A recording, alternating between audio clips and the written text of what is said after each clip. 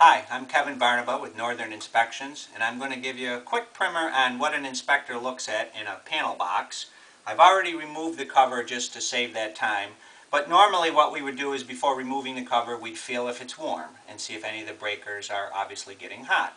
Once the cover's off, the first thing we look at is, are the breakers tight and are the wires tight?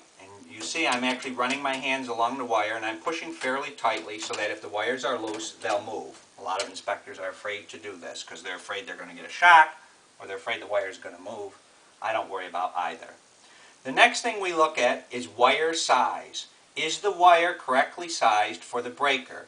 And that's actually very easy to do for us because we do it all the time. When you've seen thousands of them, you can just look at a wire and you know if it's the correct size or not.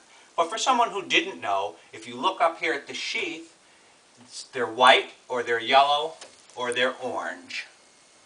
Okay? If it's a 15 amp breaker, that's the smallest size wire, that's the white sheath. We really don't even have to look at the 15s because we already know any wire that's bigger is okay, as long as it's not too small. So I look at the 20 amp breakers and make sure that the 20 amp breakers have the next size wire fatter than the 15s. Next we go to the 30 amp breakers, which have the orange sheath. In older houses, the sheaths are all white, so you have to basically eyeball the wire and know its diameter.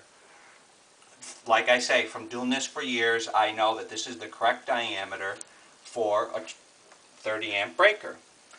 Anything above 30 amps in a panel box goes to multi-strand wire. And if you look at where my finger is here, you can see this wire is radically fatter, this multi-strand wire. Now this is a 45, that's a 50. The wire is rated for 50, even on the 45. They use the same size wire, which is common.